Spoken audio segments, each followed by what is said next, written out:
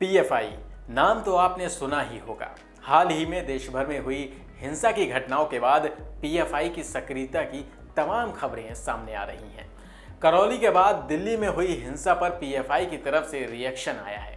PFI Delhi के जहांगीरपुरी में हुई हिंसा के आरोपियों को कानूनी सहायता मुहैया कराएगी। यही नहीं, हिंसा से प्रभावित लोगों के लिए पर्याप्त मुआवजे की मांग भी की है।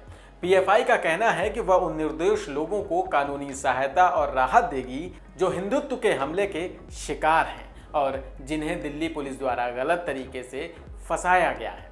दिल्ली के पीएफआई अध्यक्ष परवेज अहमद ने एक बयान में ये कहा कि हनुमान जयंती जुलूस के दौरान दिल्ली के जहांगीरपुरी में मुस्लिम विरोधी हिंसा को गुजरात, झारखंड, कर्नाटक, मध्य प्रदेश, राजस्थान, बिहार, गोवा और पश्चिम बंगाल में रामनवमी की रैलियों के दौरान मुसलमानों पर हमले की निरंतरता के रूप में देखा जाना चाहिए।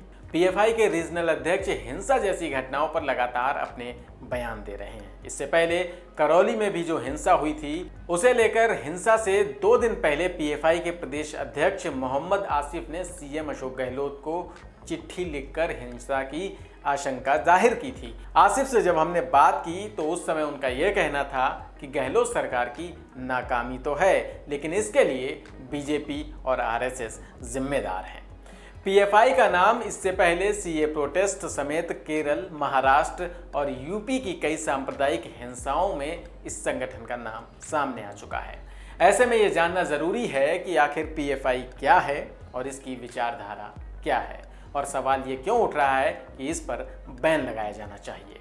Popular front of India PFI एक इस्लामिक संगठन है। ये संगठन अपने आप को पिछड़ों और अल्पसंख्यकों के हित में आवाज उठाने वाला बताता है। संगठन की स्थापना 2006 में नेशनल डेवलपमेंट फ्रंट के उत्तराधिकारी के रूप में हुई थी। 2006 में केरल में 3 मुस्लिम संगठनों को मर्ज किया गया और 2007 में नेशनल डेवलपमेंट फ्रंट के मुख्य संगठन के रूप में पीएफआई का गठन किया गया। इसका मुख्यालय दिल्ली में ही है। फिलहाल पीएफआई ने कई राज्यों में अपनी पैठ बना ली है। संगठन की कई अलग अलग शाखाएं भी हैं। संगठन का दावा है कि वो अल्पसंख्यकों के अलावा दलित और दबे कुचले लोगों की आवाज़ उठाने का भी काम करता है। वैसे तो संगठन ने कभी खुद चुनाव नहीं लड़ा है, लेकिन राजनीतिक दल मुस्लिम वोटों की खातिर इसके साथ दिखते रहते हैं। 2009 में इसी संगठन से निकलकर एसडीपीआई यानी social democratic party of India का भी जन्म हुआ। इसने अपना ध्येय बताया कि वो मुस्लिमों के साथ साथ सभी वर्गों का समान विकास करेगी। कर्नाटक में मुस्लिम समुदाय की आबादी काफ़ी ज़्यादा है, इस वजह से चुनावों में इसका अहम रोल रहता है। 2013 तक एसडीपीआई कर्नाटक के लोकल चुनावों में भाग लेती रही, लेकिन उसके बाद के दौर में संगठन असेंबली के साथ साथ संसदीय चुनावों में भी उतरा। नरसिमराजा सीट पर इसका प्रत्याशी दूसरे नंबर पर रहा था। 2018 में मैसूर लोकसभा क्षेत्र की इस सीट पर संगठन 20% वोट लेकर तीसरे नंबर पर रहा। संगठन ने 2014 और 2019 के आम चुनावों में भी हाथ आजमाए थे, लेकिन दक्षिण कर्नाटक के क्षेत्र में वो 1 और 3% वोट ही पा सके थे। एसडीपीआई और कांग्रेस का कनेक्शन भी माना जाता है। दोनों का टारगेट मुस्लिम समुदाय के वोटर होते हैं।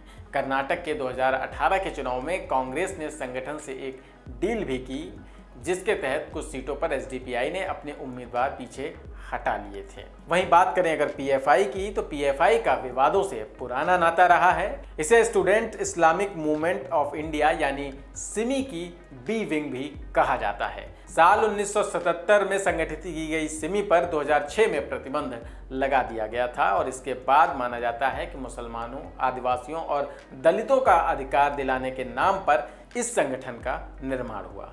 ऐसा इसलिए माना जाता है कि पीएफआई की कार्यप्रणाली सिमी जैसी ही थी। साल 2012 में भी इस संगठन को बैन करने की मांग उठ चुकी है। हालांकि इस इस्लामी संगठन पर अभी भी कई राज्यों में प्रतिबंध है, लेकिन सरकार अब इसे केंद्रीय अधिसूचना के जरिए संगठन पर बैन लगाने की तैयारी कर रही है।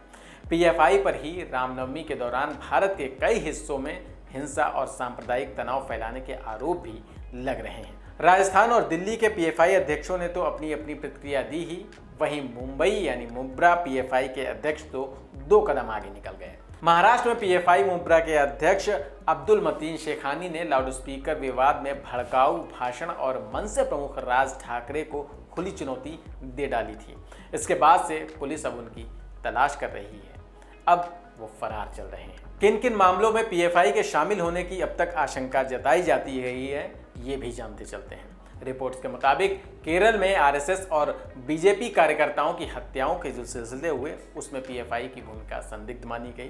प्रोफेसर टीजे जोसेफ का हाथ काटने का आरोप, जिसमें 13 पीएफआई कार्यकर्ता दोषी पाए गए।